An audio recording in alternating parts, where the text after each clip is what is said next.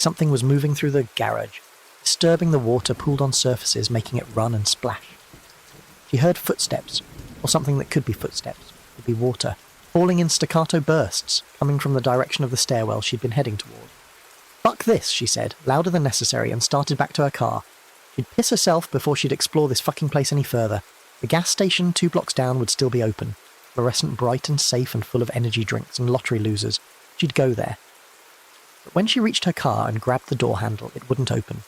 She pulled harder, bracing her foot against the frame, and the handle moved, but the door stayed shut, locked. She could see her keys sitting in the cup holder through the window, right where she'd tossed them when she'd parked. No. She yanked on the handle again, then tried the passenger side, then the back doors, all locked. She'd definitely not locked them. She never locked them when she was just running to pee or stretch her legs. The Honda's automatic locks only engaged when she used the key fob, and the key fob was in the cup holder with the keys, mocking her through the glass. She pressed her face against the window, looking for the manual lock button, and saw it was down. Driver's side, passenger side, both rear doors, all locked, like someone had reached through and pressed every lock individually. The footsteps were closer now. Definitely footsteps. Heavy and deliberate, boots on concrete, coming from the row of parked cars to her right. Sarah backed against her Honda and scanned the darkness between vehicles. The headlights only illuminated a cone directly in front of her car, leaving the sides and back in shadow. Is someone there? Stupid question. Obviously someone was there. The footsteps confirmed it. "I don't want any trouble, I'm just trying to..." The footsteps stopped. Right at the edge of her headlight's reach, where the darkness thickened between 2 pillars. She could see a shape there, human-sized, standing perfectly still. Sarah's hand found her purse, fumbling for the pepper spray. Her fingers closed around the small canister and she pulled it out, thumb finding the trigger. "Stay back, I'm armed." The shape didn't move, didn't speak, just stood there in the darkness, and the longer Sarah stared, the less certain she became that it was a person. The proportions seemed wrong, too tall and too thin, like someone had stretched a human body on a rack. The head was the wrong shape, too elongated, almost cylindrical. Then her headlights flickered. Just once, a brief stutter that plunged everything into darkness for a fraction of a second. When they came back, the shape was gone. The space between the pillars was empty. Sarah's breath came in short gasps that steamed the air. She kept the pepper spray raised, finger on the trigger, and turned in a slow circle, checking every direction. The garage looked the same, pillars and parked cars and water-stained concrete. It felt different, heavier, like the air pressure had changed, like being in an airplane, during descent when your ears haven't popped yet. The stain on the pillar was still visible in the headlights, still face-like. The expression had changed again. Where before it had seemed welcoming, almost kind, now it looked concerned. The mouth crack curved downward, the eye stain seemed wider, and the overall effect was of someone watching a loved one make a terrible mistake. "This isn't real," Sarah said to herself to the garage, with the stain. "This is a panic attack.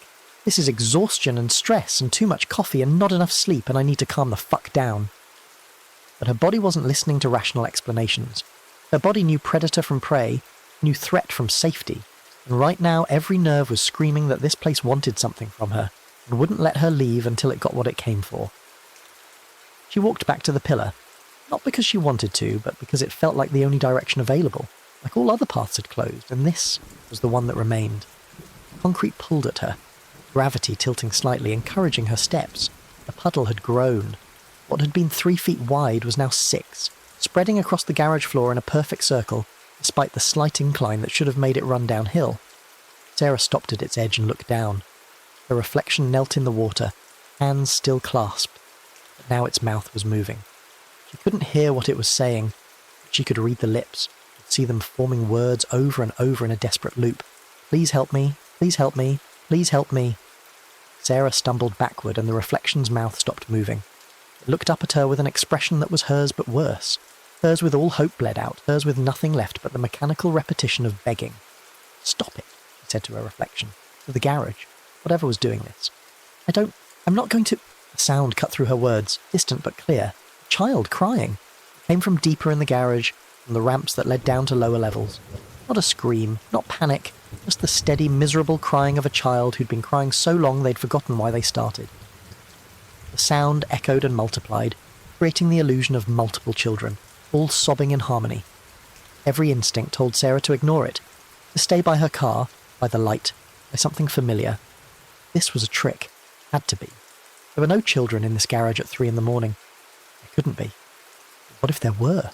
What if some family had car trouble, pulled in here to wait out the storm, and their kid had wandered off? What if someone had abandoned a baby in a car, windows cracked, and it was crying itself raw in the dark? She took 3 steps toward the sound before catching herself. This was how people died in horror movies. This was the obvious trap, the bait that lured the victim deeper into the monster's lair.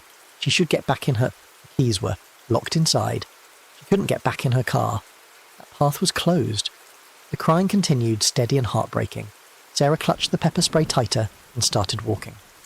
Not quickly, slowly, carefully, checking behind her every few steps to make sure the route back stayed clear. The headlights from her Honda provided illumination for the first 30 feet.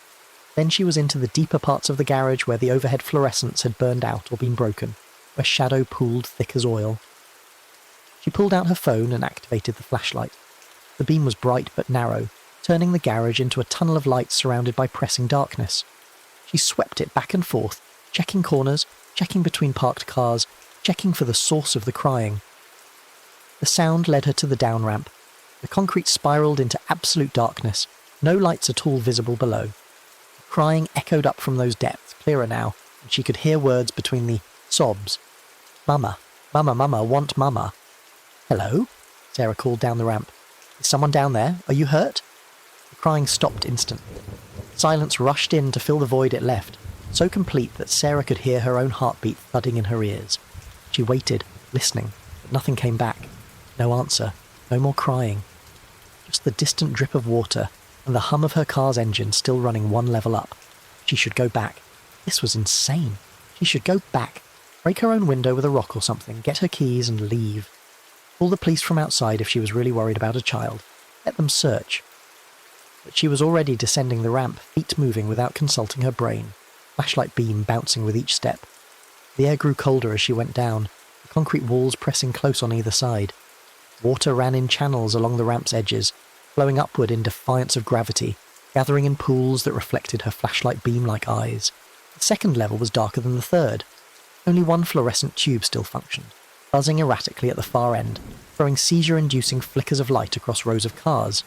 These vehicles looked older than the ones upstairs, covered in dust, tyres flat, windows opaque with grime, like they'd been parked here and forgotten, left to rot in the dark.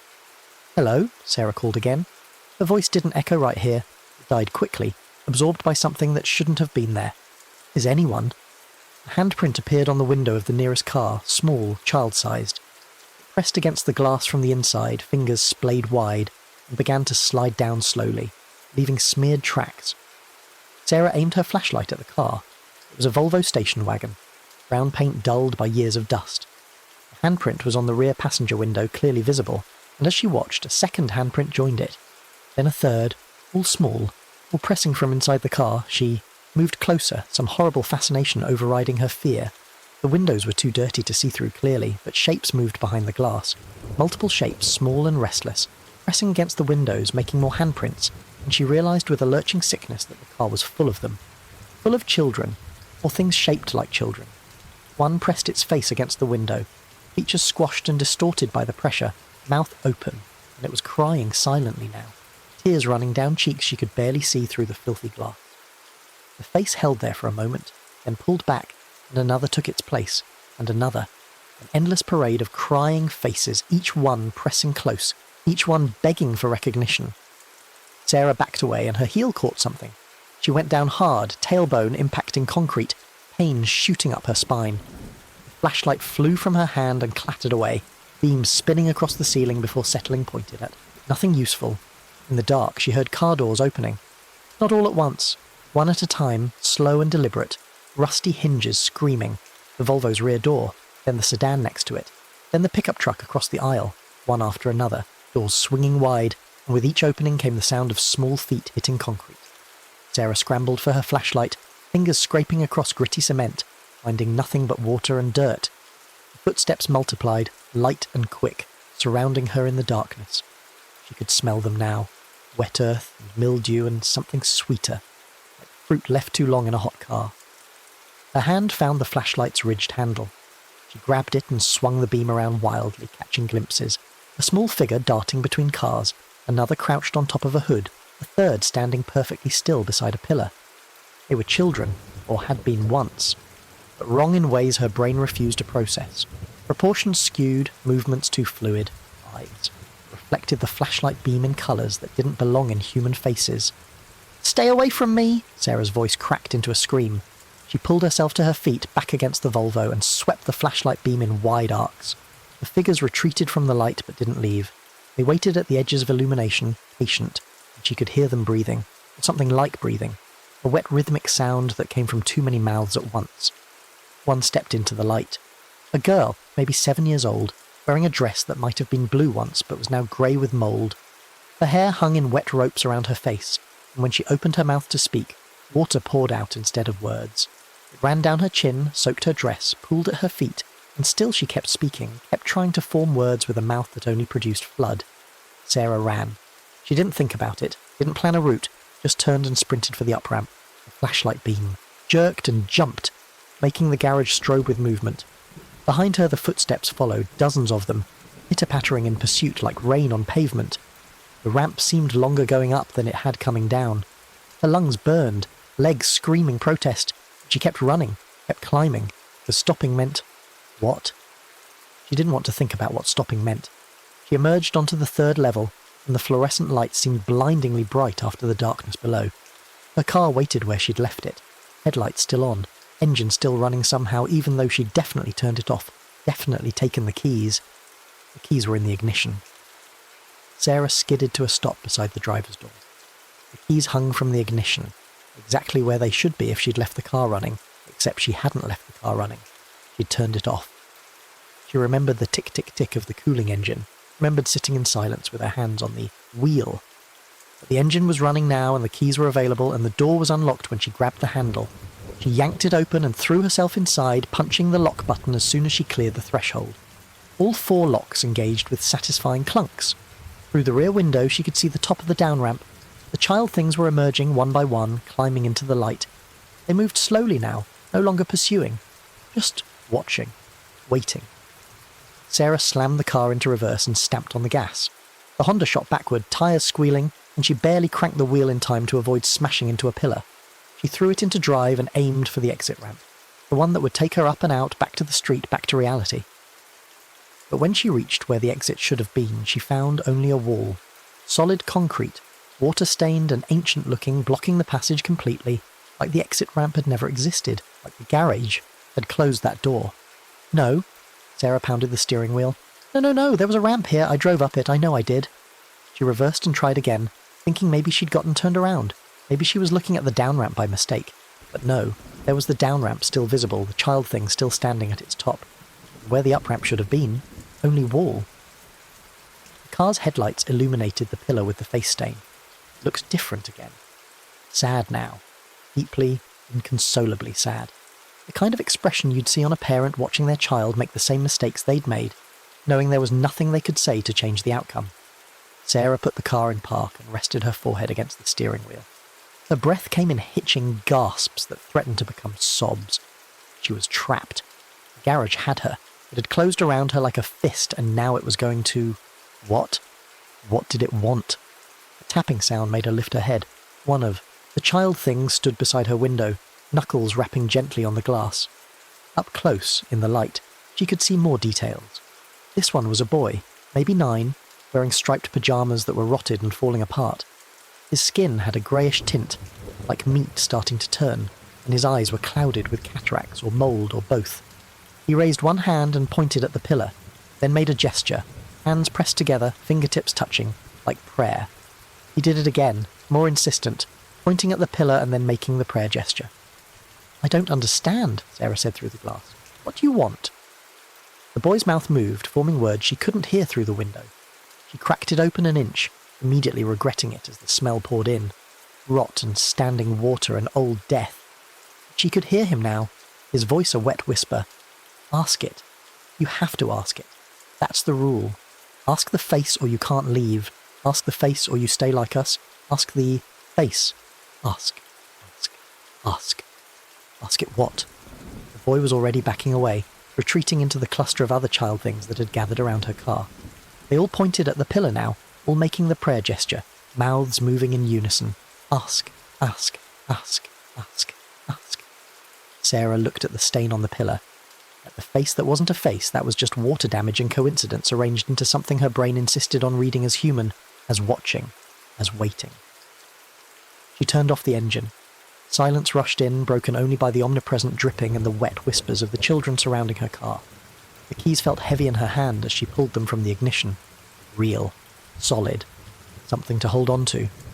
The car door opened with a click that sounded too loud in the quiet. Sarah stepped out and the child things parted to let her through, creating a path straight to the pillar, straight to the face. Her footsteps echoed.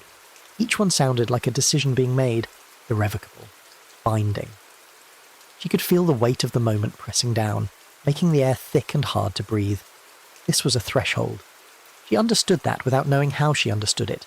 Whatever she did next would define something, would commit her to a path she couldn't see. The face on the pillar seemed larger than before, the features more pronounced, the expression clearer, something between compassion and hunger, like a social worker interviewing a client while thinking about how this case will look on their annual review. Sarah stopped 3 feet away, close enough to touch if she reached out, close enough to see the individual cracks that formed the lines around the eyes, the way water had pooled in tiny depressions to create the illusion of tears. "What do you want from me?" she asked. The garage answered with silence. The dripping stopped. The child things went quiet. Even the distant sounds of the city outside, traffic, sirens, the general hum of urban night, faded away until there was nothing but Sarah and the pillar and the choice hanging between them. She felt it then. The pull, the invitation. Not voiced in words, but communicated directly into that part of her brain that understood ritual and supplication and the making of bargains. All she had to do was ask. Just frame her suffering as a request. Just put into words what she needed fixed. The garage would listen. The face would witness. Something would change. The puddle at her feet had grown again, spreading like an infection across the concrete. Her reflection knelt in the water now without her kneeling, already assumed the posture of prayer, already positioned for begging. The water. Sarah looked up at her with an expression of such desperate hope that it made her real chest ache. "Please," the reflection mouthed. "Please ask. Please let someone fix this." Sarah felt tears hot on her face.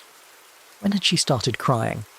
She reached up to wipe them away and her hand came back, wet, glistening in the headlight's glow.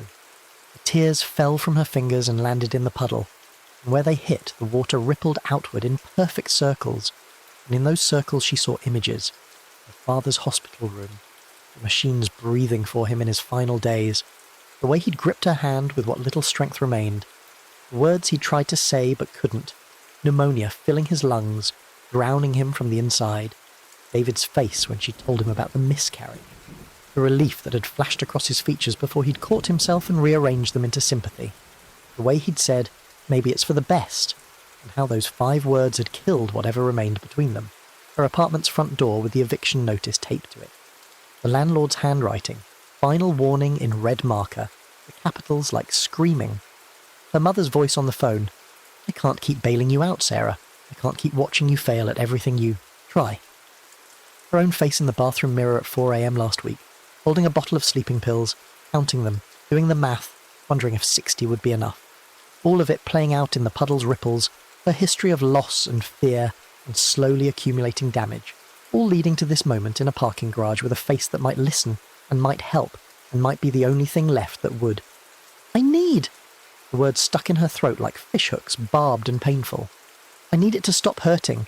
I need to not be so scared all the time. I need—" "Yes," the garage seemed to whisper. Tell me what you need." Her hand rose without her telling it to, palm out, reaching for the pillar. The concrete radiated cold, but also something else. Something that felt almost like warmth, like invitation, like the moment before an embrace. "I need help," she whispered. "I need someone to fix this. I need—" The sound stopped her, distant but distinct. The car door slamming, the sharp crack of metal on metal. Then footsteps. Real footsteps. Heavy boots on concrete coming from the exit ramp. The exit ramp that had been walled off just minutes ago but was apparently open again now. "Hello?" A man's voice, gruff and tired. "Security! Anyone up here?" The child things vanished. One moment they surrounded her car in a silent jury. The next they were gone. No fading or transition. Just absent. The temperature rose immediately, the unnatural cold fleeing like something caught doing something it shouldn't. The puddle shrank and lightened, losing its depth and significance. Sarah's reflection returned to normal, standing, confused, just a woman looking at herself in dirty water. The face on the pillar remained, still watching, still waiting. The moment had broken. The threshold had closed. Whatever she'd been about to do was interrupted. The security guard emerged from the ramp, flashlight beam sweeping across the garage. He was older, 60s maybe, with a limp and a coffee-stained uniform that had seen better decades. His flashlight found Sarah and he squinted at her. Garage's closed after midnight, miss. Can't be parking here. Sarah looked at him, then back at the pillar, then at her car. There was a wall. The exit was blocked. Exit's right there. He gestured with his flashlight at the ramp he'd just come from. The up-ramp, the way out, clear and open and perfectly ordinary. You drunk? I? Need me to call someone? No, I'm fine. I was just... What? What could she say? That she'd been about to beg a water stain for help? That the garage had trapped her? That dead children had chased her from the lower level? I got turned around. I'll leave now. The guard watched her with the weary suspicion of someone who'd worked too many night shifts in too many sketchy locations. You do that, and next time, pay attention to the posted hours. We lock up at midnight. He waited while she got in her car, started it, the keys, appearing in her hand without her remembering picking them up, and navigated toward the exit. The Honda's headlights swept across the pillar one last time as she turned. The face stain looked different now, almost disappointed, like she'd failed some test she hadn't known she was taking.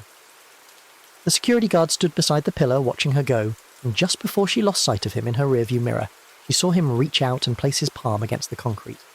Saw his mouth move, forming words. Saw him bow his head. Then she was on the ramp, spiralling up toward the street, and the garage's interior fell away behind her. The rain had stopped. The streets were still wet, still reflective. The storm had passed and left behind that particular kind of silence that comes after heavy weather. Sarah drove slowly, carefully, not quite trusting the world to remain solid and sensible. Her hands shook on the wheel. She made it 3 blocks before she had to pull over, parking in a loading zone beside a closed pawn shop. She rested her forehead against the steering wheel and tried to catalogue what had happened, tried to assemble the events into a narrative that made sense. The pieces wouldn't fit. Locked doors that unlocked themselves, keys that moved, an exit that vanished and reappeared, children who couldn't exist, a security guard who appeared exactly when she needed an excuse to pull back from what? From asking, from begging. Her phone buzzed in her purse. She pulled it out, hands still trembling. A text from Rachel. You okay? Haven't heard from you in a few days. Getting worried. Sarah stared at the message for a long moment. Her thumbs hovered over the keyboard, trying to decide what to say. She typed and deleted several responses before settling on, not really, but I will be. Can I crash on your couch tomorrow? The reply came back almost immediately. Obviously, yes. You don't even have to ask. Come whenever. Something in Sarah's chest loosened. Slightly. Not fixed. Not healed. Fractionally less tight.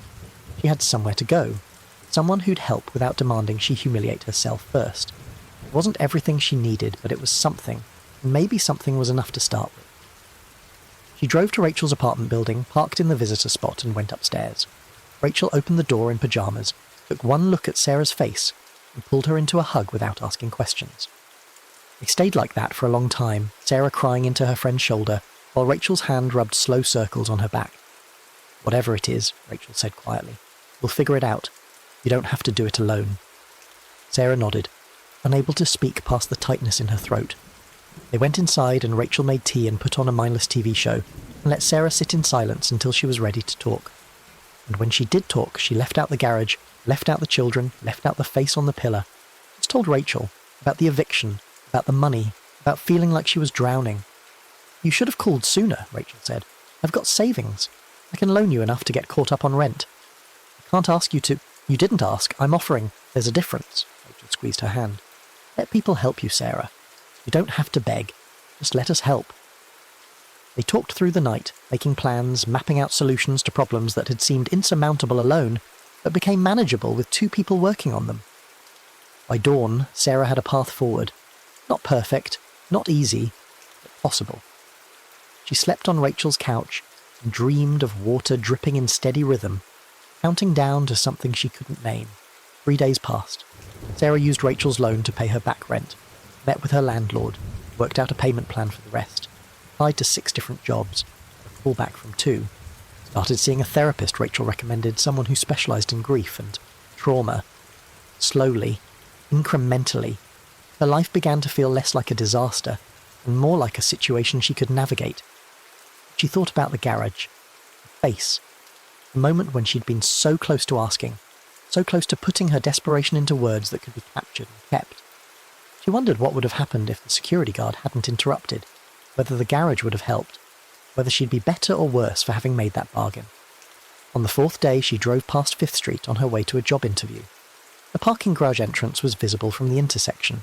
She slowed, watching it, and for a moment she felt the pull again. The invitation, the promise of relief if she just went inside and asked properly. But she kept driving, went to the interview, did well, got a call back for a 2nd round. Went home and called her mother, had an actual conversation instead of a fight, made tentative plans to visit next month. Life continued. Problems didn't disappear but became manageable. The panic that had been her constant companion began to loosen its grip, replaced by something more like anxiety, still present, still uncomfortable, but not overwhelming. 2 weeks after the garage, Sarah was walking downtown during lunch break from her new job, barely above minimum wage but stable, with benefits, when she saw the missing person poster. It was taped to a streetlight pole, weathered and fading from exposure. The face on the poster made her stop, a man in his 60s, slightly overweight, wearing what looked like a security guard uniform.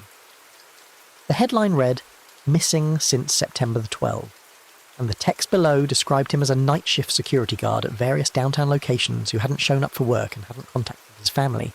September 12th, 2 weeks and 3 days ago. The night Sarah had been in the garage. She stood on the sidewalk, commuters flowing around her, and stared at the poster. The man's name was Dennis Kowalski. He had a wife and 3 grown children. He'd been working security for 15 years, known to be reliable, never missed a shift. Sarah remembered him standing beside the pillar with his palm pressed to concrete, remembered his mouth moving in words she couldn't hear, remembered the way he'd bowed his head like someone in prayer. She pulled out her phone and searched for news about him, found a brief article in the local section. Security guard missing. Downtown parking garages searched. The article mentioned that police had checked all the garages where Dennis worked but found no sign of him. His car had been discovered parked on the street near 5th, unlocked, keys missing. Family feared foul play. The article was dated September 15th, 3 days after Sarah had seen him, 3 days after he'd placed his palm on that pillar and bowed his head and asked. Sarah felt ice water run down her spine. He'd asked. After she left, after she'd chosen not to, the security guard had stayed behind and asked the face for something. And now he was gone, missing, vanished, or maybe not vanished, maybe still there, just not in a form anyone could recognise, maybe sealed into the concrete like the voices she'd heard echoing in the pillars. Maybe Varnish Prayer had taken his request and given him exactly what bargains like that deserved. Preservation instead of resolution. Forever instead of help.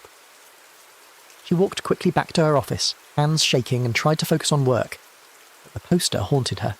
She'd been right there, right on the edge of making the same mistake. If the guard hadn't shown up when he did, if he hadn't interrupted her moment of weakness, she might be the one on posters now. Might be the one sealed into wet concrete, still asking, still begging, never getting an answer. That night she dreamed about the garage, about the child things emerging from parked cars, about her reflection kneeling in the puddle, about the face on the pillar, watching everything with that expression of sad inevitability, like it knew how this story ended before she did. In the dream, she walked up to the pillar and pressed both palms against it, felt the cold bite deep, opened her mouth to ask, and woke up gasping, tangled in Rachel's couch blankets, heart racing. Rachel appeared in the doorway, backlit by the kitchen light. "You okay?" "Bad dream. Sorry if I woke you." "Couldn't sleep anyway." Rachel came over and sat on the edge of the couch. "Want to talk about it?"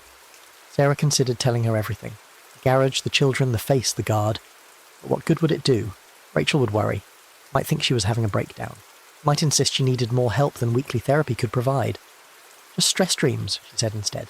"About money and jobs and all the usual bullshit." Rachel nodded, not quite convinced but willing to accept the deflection. "You know you can stay here as long as you need, right? I like having you around. It's nice not eating every meal alone." "I know, thank you. I'll start looking for a new place next month once I have more savings." They talked for a while longer, About nothing important, just the comfortable rambling of people who've been friends long enough that silence isn't awkward. Eventually Rachel went back to bed and Sarah lay awake, staring at the ceiling, trying not to think about parking garages and water stains, and the sound of her own voice echoing endlessly through concrete. The weeks passed. September became October. The trees along downtown streets turned gold and red, dropping leaves that collected in gutters and parking garage entrances. Sarah's new job stabilised. She moved out of Rachel's couch and into a studio apartment in a better neighbourhood. Small, expensive. Hers. Clean. Safe. She avoided 5th Street, took longer routes that added 10 minutes to her commute rather than drive past that particular garage entrance, tried not to think about it. Mostly succeeded. Sometimes late at night, lying in her new apartment listening to rain on the windows, she'd remember the pull of that moment, the temptation, how close she'd come to surrendering her pain to something that promised to listen.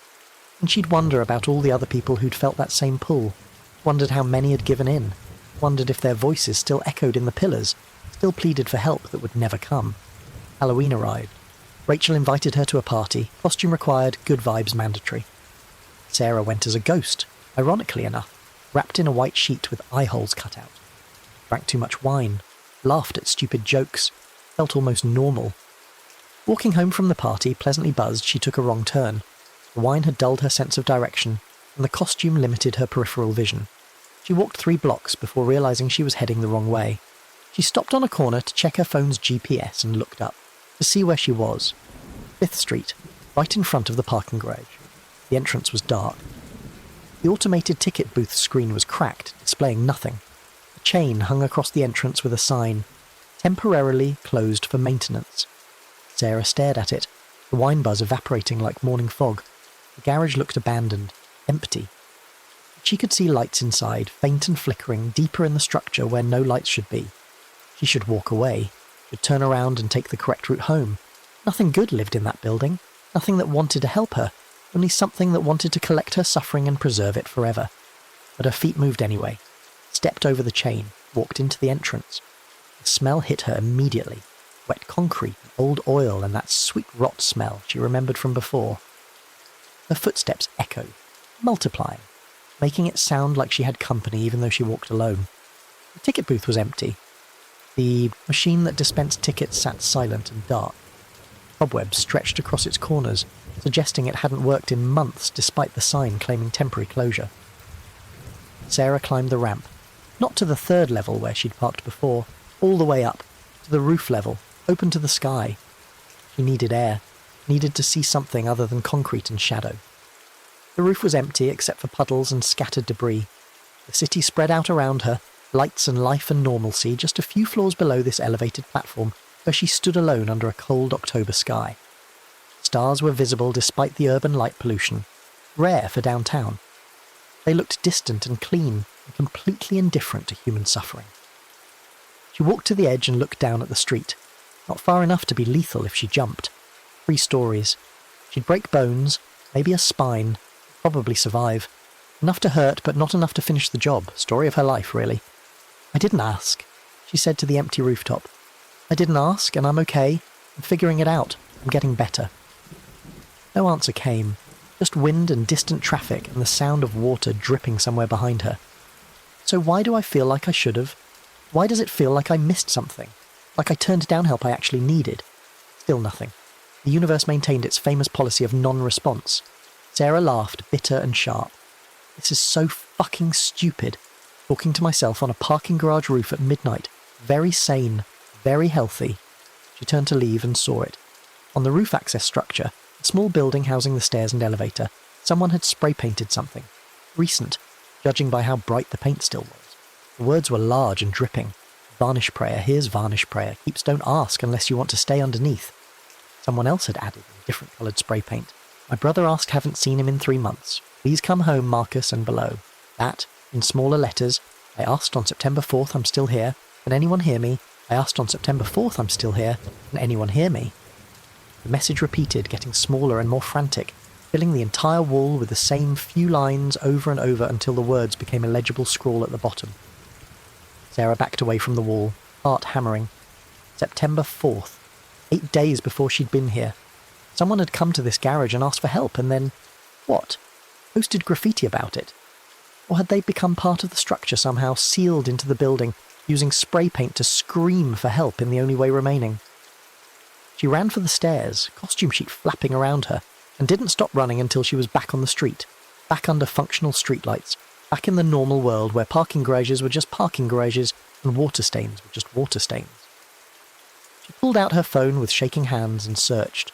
Varnish Prayer Downtown Urban Legend. The results filled her screen. Forum posts, blog entries, Reddit threads, all describing the same thing.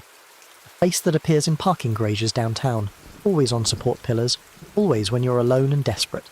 It listens if you ask it for help. It promises relief from suffering, and it keeps what you give it. Forever. The posts described people who'd gone missing. People who'd asked Varnish Prayer for help and were never seen again.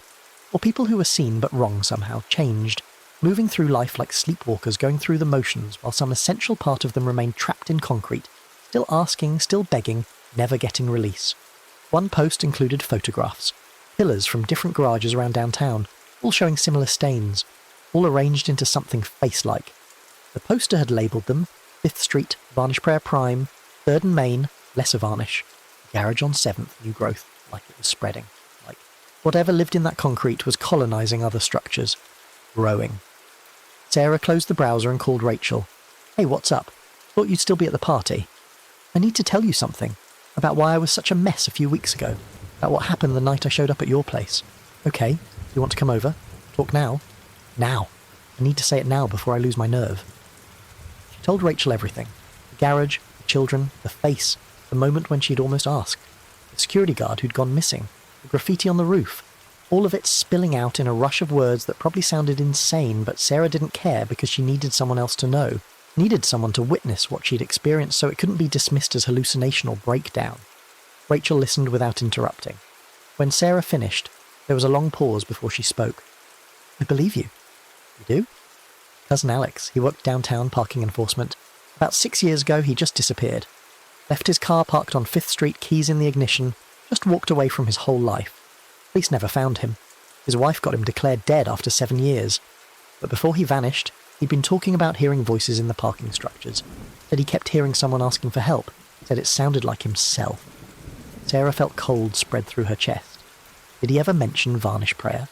Not by name, but he talked about faces in the concrete, about how they watched him during his rounds, about how one night he'd been so stressed about money, they'd just had a baby, medical bills were crushing them, and he said he'd found a face that looked like it understood, like it was willing to listen. What happened to his family? His wife and kid? They moved away, out of state. I haven't talked to them in years. Sarah. Rachel's voice got quiet. I think whatever you encountered in that garage is real, and I think you were incredibly lucky to get out without asking for anything. They talked for another hour, trying to make sense of it, trying to find a pattern or purpose, but there was none to find. Just a thing that lived in concrete and fed on desperation, a thing that offered to listen and then kept what it heard forever. Promise me you won't go back there, Rachel said before they hung up. No matter how bad things get. Promise me you'll call me instead. I promise. And Sarah meant it. She'd seen what happened to people who asked for help from things that weren't quite divine and weren't quite demonic, but existed in that grey space where desperation meets response. She'd been close enough to that edge to know how easy it would be to fall. But knowing and doing were different things. November arrived cold and wet. Sarah's new job was going well, but the hours were long and the pay wasn't quite enough. She started staying late in the office to save on heating bills at home. The darkness came early now, making the walk home feel longer and more isolated. One night she worked until 9, the last person in the office. Her manager had left at 6 with a wave and a reminder to lock up. Sarah finished the last of her reports, sent the emails that needed sending, and finally logged off her computer at 9:47 p.m. The office was on 7th Street, 3 blocks from 5th. The walk home took her past the garage, or it would if she went the direct route. She could loop around, add 15 minutes and several blocks, but it was cold and starting to drizzle and her feet hurt from standing all day. She told herself she'd just walk quickly. Eyes forward. Don't look at the entrance. Don't think about what might be inside. But when she reached 5th Street, she stopped. The garage entrance was open now. No chain, no maintenance sign. The ticket booth glowed with active screens, like it had never been closed, like that night on Halloween had been a dream. Sarah stood on the sidewalk and stared. Every rational part of her brain screamed to keep walking. There was something else. A pull, faint but growing stronger the longer she looked. An invitation that felt almost personal. You could go in, something whispered in the back of her mind. Just to see. Just to confirm it's normal now. Just to prove to yourself that the whole thing was stress-induced delusion. She took 3 steps toward the entrance before catching herself. This was how it happened. This was the hook.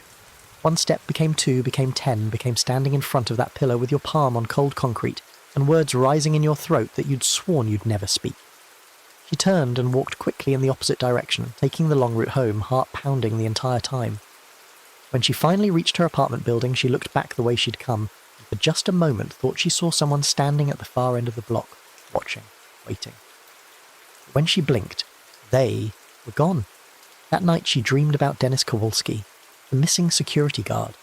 In the dream he was still in the garage, standing beside that pillar, palm pressed to concrete. But he wasn't flesh anymore. He'd become part of the structure. His body had merged with the concrete, his mouth fixed open in perpetual pleading, his eyes sealed shut with cement tears, and he was saying the same thing over and over. Please fix this. Please make it stop. Please let something good happen.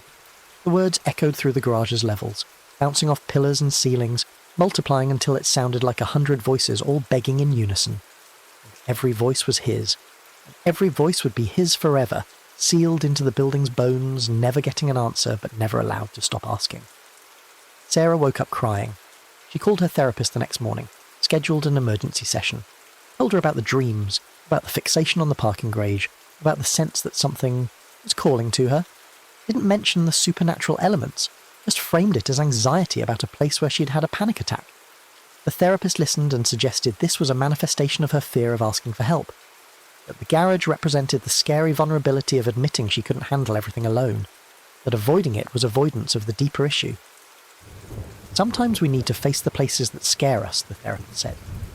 Not to conquer them, to prove to ourselves they don't have power over us. Sarah nodded and agreed and scheduled another appointment for next week. But she thought, you don't understand. This isn't a metaphor. This isn't my subconscious working through trauma. This is a real thing that lives in concrete and wants to keep me. December came, the city decorated for holidays, lights and wreaths and fake snow sprayed in shop windows. Sarah bought presents for Rachel and her mum, made plans to visit home for Christmas, continued, avoiding 5th Street. But the pull got stronger. She started dreaming about the garage every night, started hearing whispers in quiet moments, in the office bathroom, in her apartment late at night, in the brief silence between songs on her commute. Always the same rhythm, always that dripping cadence, 1, 2, 3, 4, 1, 2, 3, 4, like a heartbeat, like counting, like something patient waiting for its turn. On December 15th, her car broke down. Engine failure. The mechanic quoted her $1,500 for repairs, money she didn't have, money she couldn't borrow again, not after Rachel had already done so much. She sat in the mechanic's waiting room and felt the old panic rising, the tightness in her chest, the sense that she was drowning again, that every time she got her head above water, something new pulled her back under. The phone buzzed. Email from her landlord. Rent increase effective February 1st. New rate $1,450 per month, $300 more than she was paying. Now, $300 she couldn't afford. Not with the car repairs, not with Christmas, not with anything. The walls of the waiting room seemed to close in. She couldn't breathe right, couldn't think straight, couldn't see a path forward that didn't end in eviction and couch surfing and the slow, grinding poverty that turned people into desperate animals. She stood up abruptly, told the mechanic she'd call him later about the car, walked outside into the cold December air and started walking. No destination, just movement, just away. Her feet carried her toward downtown, toward the tall buildings and busy streets where she could disappear into crowds, toward the place where millions of people's lives intersected without touching, toward 5th Street.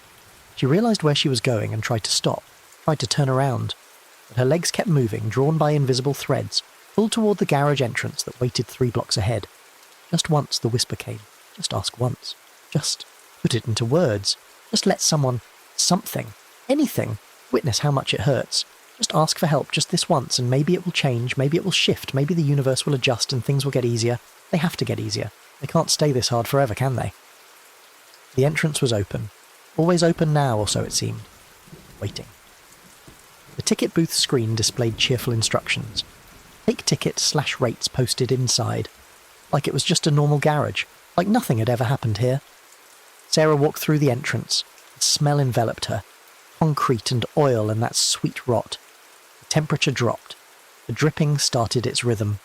1, 2, 3, 4. 1, 2, 3, 4. She climbed the ramp to the 3rd level. Her body knew the way, even though she'd only been here once. Muscle memory or something worse. Like the building had marked her that first night. Now she could find her way through it blind. 3rd level was exactly as she remembered. Same fluorescent lights, same parked cars, same pillars marching into shadow. There was her spot. The space where she'd parked that rainy September night. Empty now, waiting. And there was the pillar. The face stain was darker than before, more defined. The features had sharpened somehow, gained detail and character. The eyes looked almost real. The mouth seemed about to speak. The whole expression had settled into something that looked like recognition. Greeting an old friend who'd finally come home, Sarah walked toward it. Each step felt inevitable, scripted. Like she'd always been going to end up here, like that first night had been a rehearsal, and this was the actual performance. A puddle waited at the pillar's base, larger than before, reflecting the fluorescent lights and her approaching figure. She looked down and saw herself kneeling in the water, hands already clasped, head already bowed. The reflection looked up at her with an expression of exhausted relief, like it had been waiting so long for her to arrive and finish what she'd started. "I can't do this anymore," Sarah said to the pillar, with a face, for whatever might be listening. "I can't keep pretending I'm strong enough. I can't keep pretending I don't need help. I can't." The voice broke. Tears came hot and fast, and she didn't try to stop them. Just let them fall and soak into the concrete and feed the puddle that held her kneeling reflection. "Please," she whispered. The word felt like glass in her throat, sharp and cutting. "Please help me. Please make it stop. Please let something work. Please." The hand rose toward the pillar, arm out, fingers spread, ready to make contact, ready to seal the bargain, ready to... "Don't!" Voice came from behind her. Sarah spun, startled, and saw a woman standing 20 feet away. Old, 70s maybe, wearing a raincoat despite being indoors. Her face was weathered and sad, marked by decades of hard living. "Don't ask it for anything," the woman said. "It doesn't help, it just keeps." "Who are you?" "Someone who asked, 23 years ago. I stood right where you're standing and I asked Varnish Prayer to fix my life." The woman walked closer and Sarah could see her eyes were wrong somehow. Too reflective, like they were made of the same material as the puddle. And it listened. God, it listened so well. Took every word, kept them all. And I'm still here, still asking, even though the woman I was died 2 decades ago. "You're not dead. You're standing right here." "Am I?" The woman smiled, sad and bitter. "Or am I just an echo? Just a recording playing back? Touch me. Go ahead." Sarah reached out hesitantly. Her hand passed through the woman's arm like it was made of smoke, or like Sarah's hand was. Hard to tell which of them wasn't solid. "I don't understand." The garage keeps what you give it. Your plea, your pain, your desperate hope that something divine might intervene. It seals it into concrete and plays it back forever. And the part of you that asked? The woman gestured at herself. "This is what's left. A ghost that doesn't know it's dead. An echo that thinks it's still alive." Sarah backed away from both the woman and the pillar. No, I don't believe you. This is just my brain trying to scare me away from getting help." "It's not help." The woman's voice rose, anguished. "It's a trap. It's a thing that feeds on desperation, and it doesn't give anything back except the sound of your own voice begging forever." But Sarah wasn't listening anymore. She was looking at the pillar, at the face stain that seemed to have grown even more detailed in the last few minutes. The expression that looked so much like compassion, so much like understanding, so much like someone who genuinely wanted to ease her suffering. "She's lying," Sarah said to the pillar. "She's just another test, another thing trying to stop me from getting what I need." "Sarah," the woman's voice, was gentle now, sad. "That's not even your real thought. That's what it makes you think. That's how it hooks you. It makes you believe everyone who tries to help is actually trying to stop you from getting better. How do you know my name?" "I don't. I call everyone Sarah, or Marcus, or Dennis, or whoever asked before them. We're all the same to it. Just voices to collect and preserve." Sarah felt dizzy. The garage was tilting around her, or she was tilting, or reality was tilting and taking them both with it. Her hand was still raised toward the pillar, still reaching. All she had to do was close the distance. Just touch the concrete. Just say the words clearly and completely. Just make the bargain official. My car's broken, she heard herself say. $1,500 I don't have, and my rent's going up, and I can't keep asking my friend for money, and I'm so tired of being scared all the time. I just need one thing to go right, just one fucking thing. I know, the woman said. I needed that too. A husband who drank, kids who hated me, a job that barely paid rent. I needed one thing to go right, and I came here and I asked, and it listened and it kept, and I've been asking ever since. Don't make my mistake, Sarah. Walk away. What if it could actually help? What if you just asked wrong? What if I asked the right way? The woman laughed, and the sound was broken glass and weeping. That's what I thought too. And the one before me, and the one before them. We all think we're special. We all think we'll be the exception. Sarah's palm touched the pillar. The cold was immediate and absolute. It bit through her skin and into muscle and bone, spreading up her arm like infection. Her breath misted white. The tears froze on her cheeks, and the face on the pillar seemed to smile. Tell me, something whispered directly into her brain. Not words, not sound, just meaning transmitted through concrete and desperation. Tell me what you need. Keep it safe. I'll preserve it forever. You'll never have to carry it alone again. I need... Sarah's voice came out rough and desperate. I need my car fixed. I need my rent to stay the same. I need to stop feeling like I'm drowning. I need someone to care. I need... Sarah, stop. The woman grabbed her other arm, and this time her hand was solid, cold, grip tight enough to hurt. You're sealing it. You're giving it permission. Stop talking. But the words kept coming, pouring out like water from a broken dam. All the fear and pain and loneliness she'd been holding, all the nights she'd cried herself to sleep, all the moments she'd thought about stepping into traffic or taking too many pills or just giving up. It all spilled out in a rush of confession and pleading and begging for someone, anyone, anything to make it stop. The puddle grew beneath her feet, spreading fast, and her reflection stood up from its kneeling position and walked toward the surface like someone climbing stairs. It pressed, its hands against the underside of the water, and Sarah felt pressure against her feet, like something was trying to push through. I need help, Sarah screamed, and the echo came back wrong. Need help, need help, need help, bouncing between pillars, multiplying exponentially, 100 voices all screaming her words back at her in perfect synchronization. The woman yanked on her arm, trying to pull her away from the pillar. Sarah's palm was stuck now, frozen to the concrete, and the cold was spreading through her entire body. Her bones ached with it. Her blood moved sluggishly. Her thoughts began to slow and crystallize, forming patterns that would repeat forever. Yes, the presence whispered. Give it to me. Give me your suffering. I'll keep it safe. I'll hold it forever. You'll never have to feel it again because it will be mine, preserved in concrete, echoing through these pillars until the building falls and even after, living in the rubble, waiting for someone to rebuild. No! The woman pulled harder, and Sarah felt something tear, not physically but deeper, some connection between her and the pillar starting to separate. Fight it, Sarah. Remember why you came here. Remember what you really need. What she really needed. Not a fixed car, not cheaper rent, not even for the pain to stop. What she needed was... Rachel's face appeared in her mind. Rachel who'd offered help without requiring humiliation first. Rachel who'd loaned her money and given her a couch and listened to her crazy story about parking garages and believed her. A therapist, scheduling emergency sessions, working with her to find coping strategies, never judging the depth of her fear.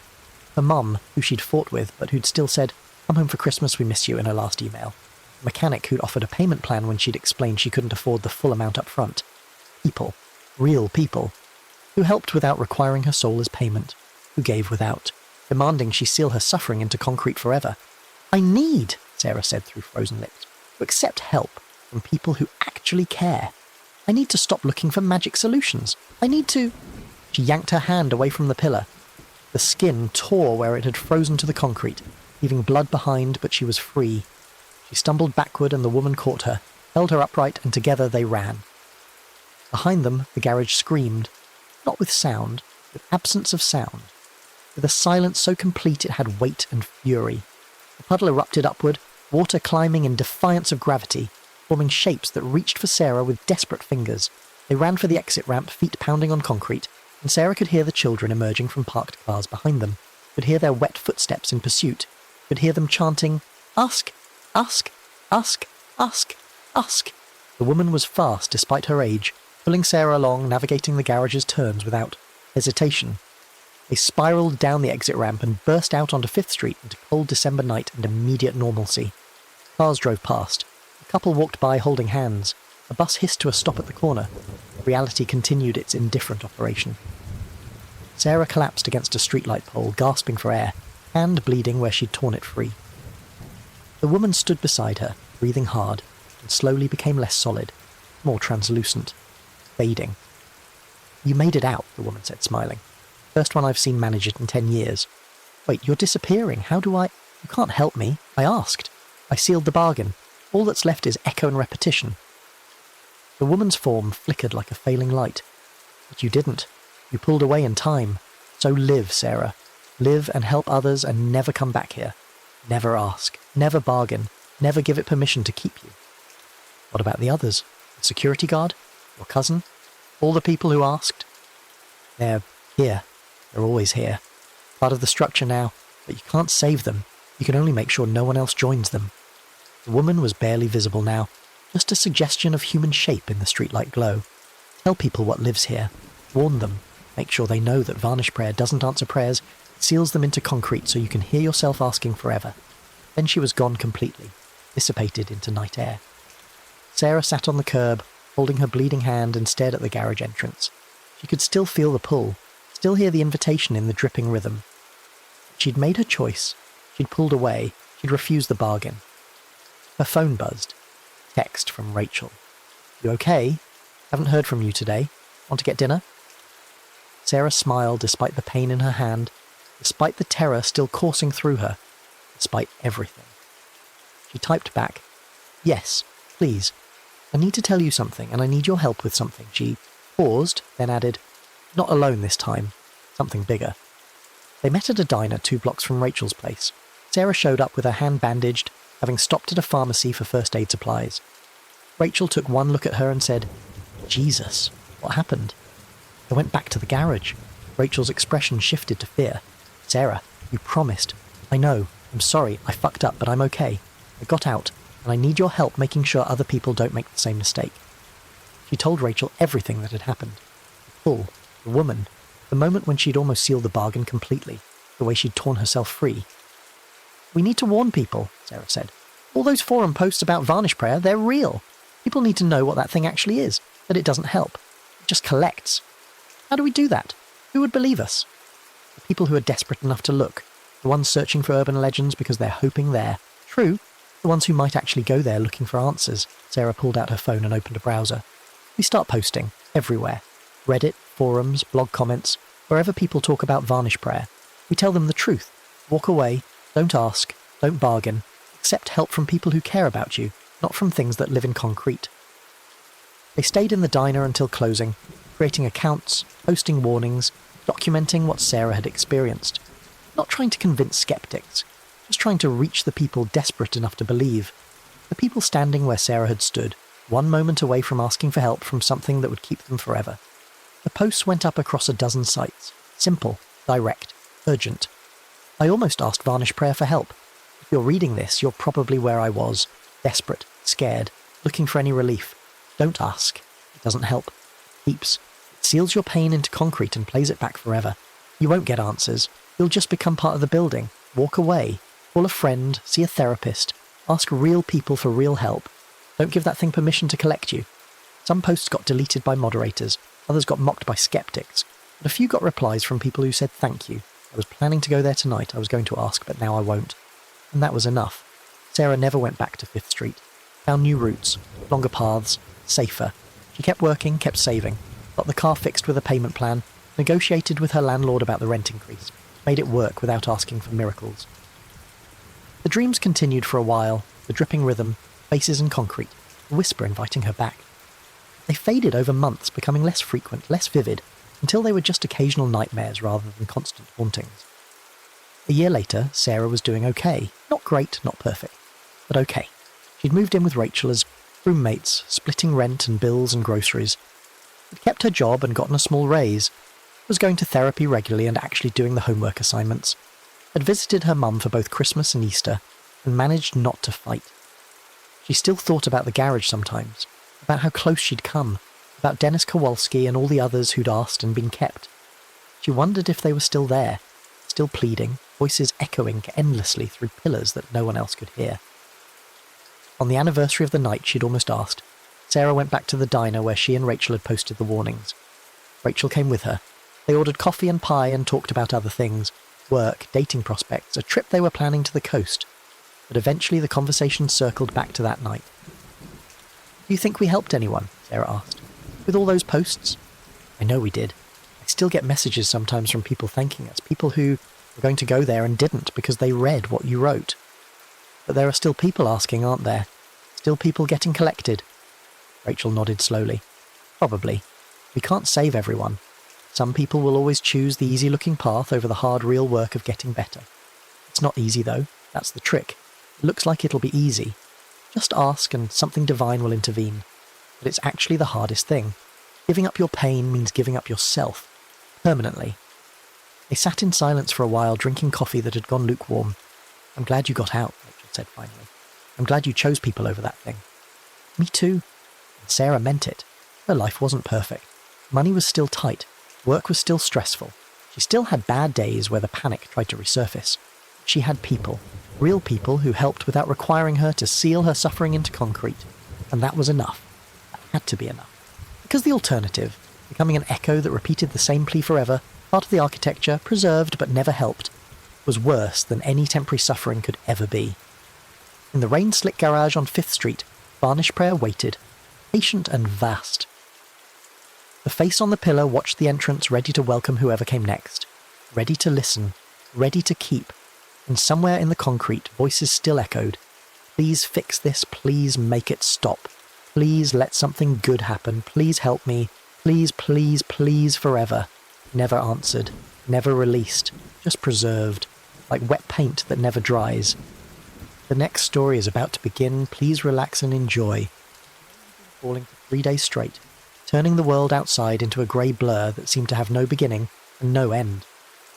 Maya pressed her forehead against the bedroom window, feeling the cold glass against her skin, watching the water streak down in endless rivulets that caught the amber glow from the streetlights below.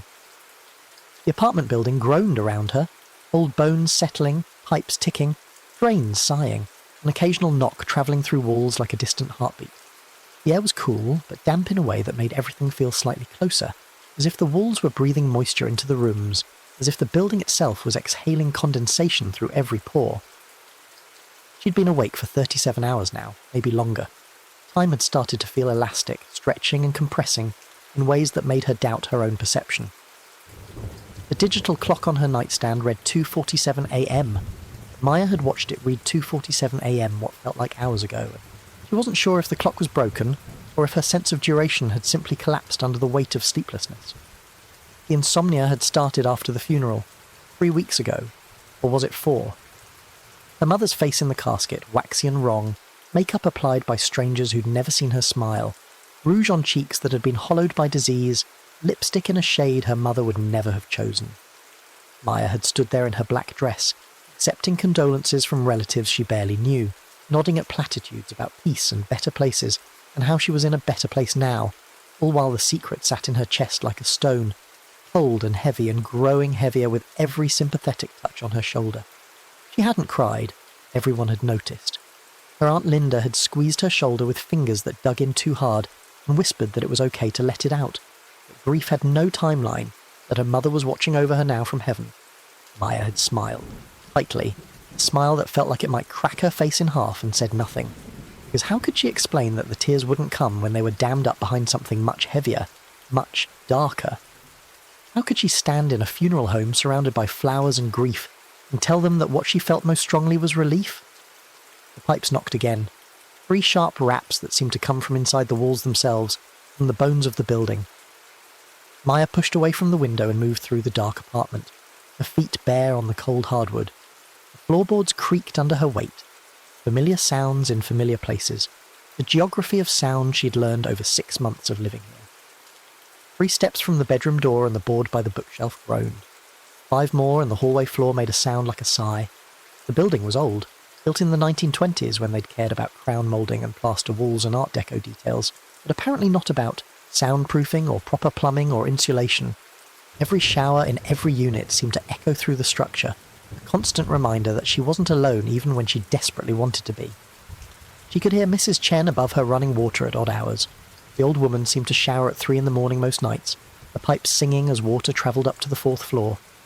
The college students next door came home drunk and stumbling at 2, then ran the shower for 45 minutes while bass-heavy music thudded through the shared wall. The elderly man below her, Mr. Petrov, took baths at strange hours, and Maya could hear the old cast-iron tub filling, the particular resonance of water hitting porcelain travelling up through her floor. She'd moved here 6 months ago after her mother's diagnosis, close enough to help, far enough to maintain the fiction of independence. The apartment was cheap because it was small and because water pressure was a joke and because sometimes, in the winter, the radiators screamed like dying animals and because the windows were single pane and did nothing to keep out the cold. But it had tall windows and good light when the sun bothered to show itself, and there was something about the age of the place that appealed to her. All those years of people living and dying within these walls, leaving behind impressions in the wood and whispers in the plaster. History stained into every surface. Maya found herself in the bathroom without really deciding to go there. Her body had carried her on autopilot, guided by the bone-deep fatigue that made everything feel like moving through water, like wading through something thicker than air. She flicked on the light and winced at the fluorescent buzz, that particular frequency that seemed designed to drill directly into your skull. The bulb flickered twice before settling into a harsh, steady glow that turned her reflection into something ghostly and unfamiliar. She looked terrible. Dark, circles under her eyes like bruises, the kind that came from weeks of poor sleep, not just days. Skin pale and stretched too tight over her cheekbones, making her face look skull-like. Hair hanging in limp strands around her face, greasy at the roots because she hadn't washed it in. When? 3 days? 4? When had she last eaten? Yesterday morning, maybe. Toast that had tasted like cardboard, coffee that had gone cold while she'd stared at her mother's medical bills spread across the kitchen table like accusations. Numbers that made no sense. Treatments that had bought weeks, maybe months. Cost everything. Everything. The shower seemed to beckon her. Hot water had become her only reliable comfort. One thing that could quiet the endless loop of thoughts that played through her mind like a broken record, skipping and repeating on the worst moments. She turned the handle and listened as the pipes groaned to life, metal expanding with heat, water travelling up through the building's arteries to reach her. The sound was almost alive, almost vocal, like the building itself was clearing its throat to speak. A low rumble that she could feel in her feet, vibrating up through the floor. Steam began to fill the bathroom quickly, fogging the mirror and coating the walls with condensation. Maya stripped off her clothes, the same sweats she'd been wearing for 2 days, maybe 3, and let them fall to the floor in a heap. Her body looked wrong in the mirror, too thin, ribs visible, hip bones jutting. She'd lost weight. She hadn't noticed, or maybe she had noticed and simply hadn't cared. She stepped into the shower, and the water was almost too hot, just on the edge of scalding. She welcomed the pain of it. It was real. It was something she could feel besides the hollow ache in her chest, and the weight of words unsaid, and the terrible lightness of relief that shouldn't exist but did. She stood under the spray and let it pound against her shoulders, her neck, and skull. The sound of it was enormous, filling the small bathroom with white noise that drowned out everything else. No more pipes knocking, no more rain tapping at the windows, no more silence pressing in from all sides like water pressure. Just water, endless and cleansing, washing over her like it could somehow wash away everything that had happened.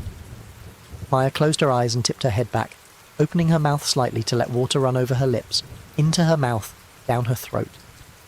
The secret rose unbidden, the way it always did when she was alone and tired, and the defences she'd so carefully constructed began to crumble like sandcastles at high tide. 3 words. That's all it was. 3 words that would change everything, that would rewrite the last 6 months of her life, that would transform her from devoted daughter to something much uglier, much more true. I'm glad she's dead. The words came out in a whisper, barely audible over the shower's roar, but the moment they left her lips, Maya felt something change in the bathroom. The temperature seemed to drop despite the hot water still cascading over her, and the steam that had been rising in lazy swirls suddenly moved with purpose, gathering and thickening in a way that felt deliberate, intentional, like it was listening. She opened her eyes and looked at the tiled wall in front of her, water streaming down her face, blurring her vision, and watched as the condensation on the tiles began to form patterns. Not random patterns, not the normal chaotic scatter of water droplets. These were lines, neat parallel lines like handwriting she couldn't quite read, like someone was writing on the other side of the tiles, the message bleeding through.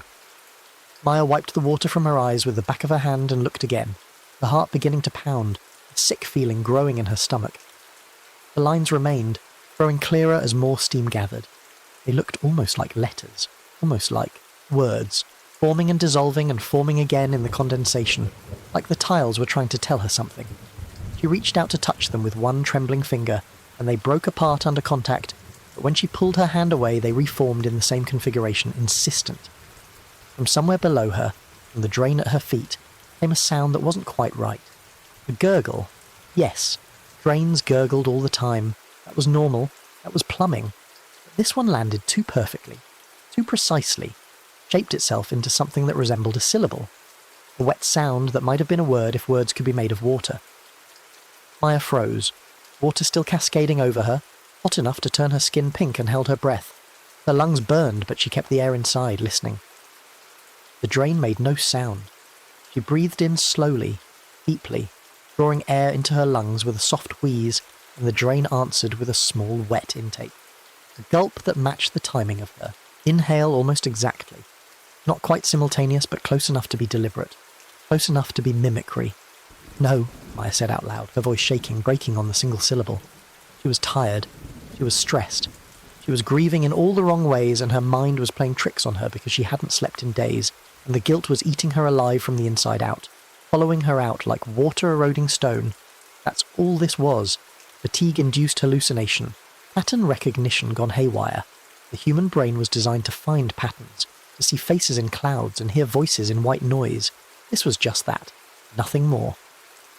She exhaled, a long, slow breath that fogged the air in front of her despite the heat, and the drain released a longer, smoother sound that perfectly mirrored the rhythm of her breath, the duration, the cadence.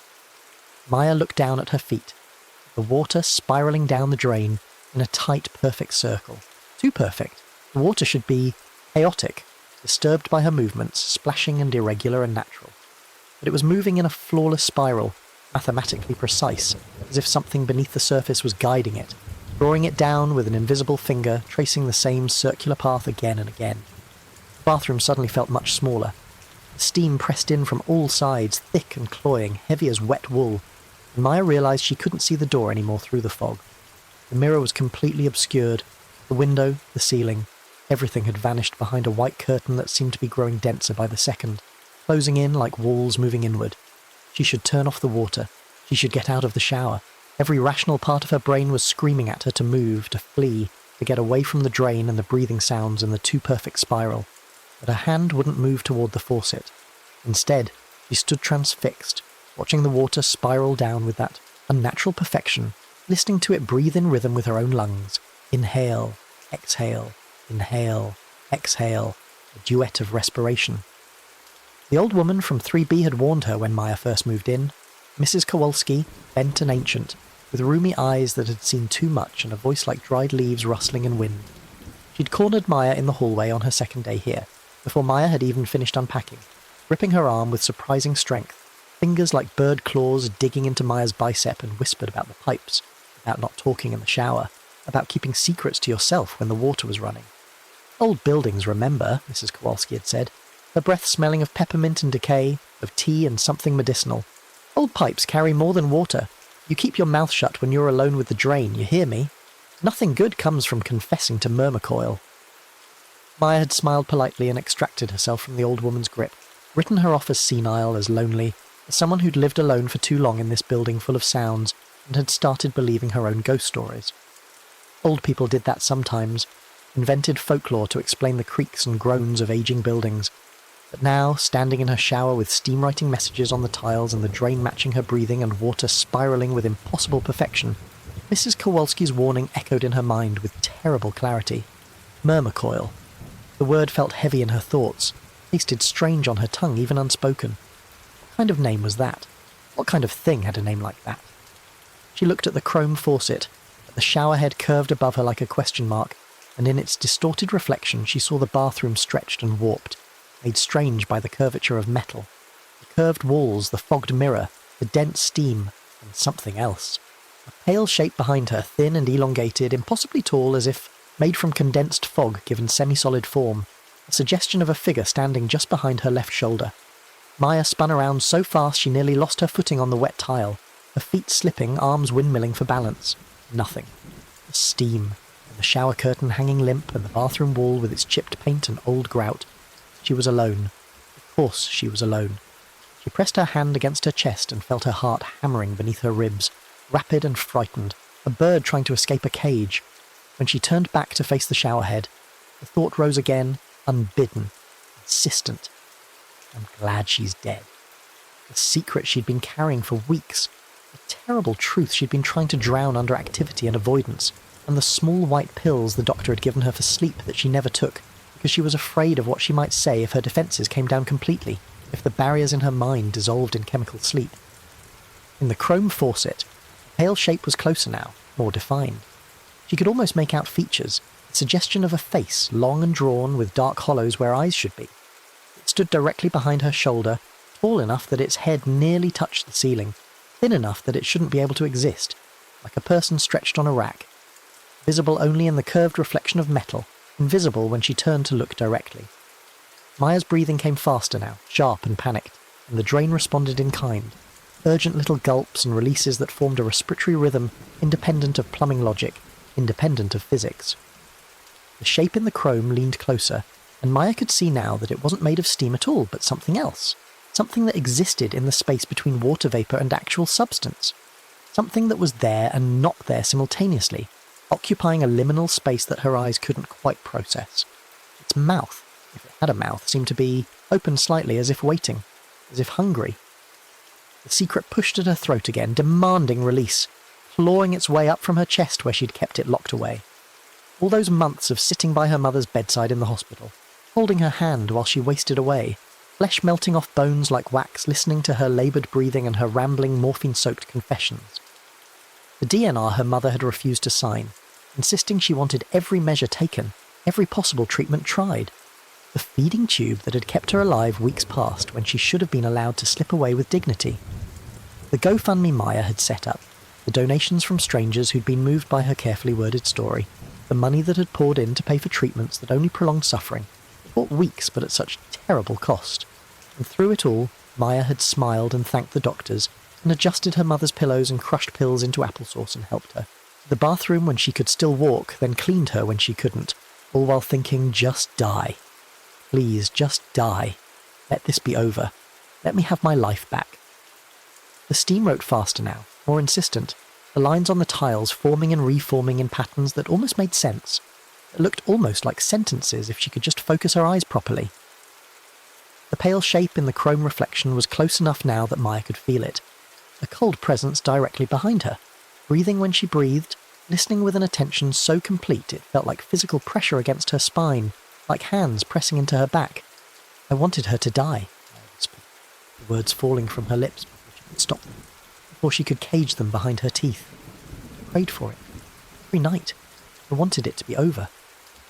Drain's response was immediate and visceral, a long, satisfied pull, as if it were drinking down her words, swallowing them, pulling them deep, into the pipes where they would echo forever. The water spiral tightened, spinning faster, the centre of it going dark like a pupil dilating.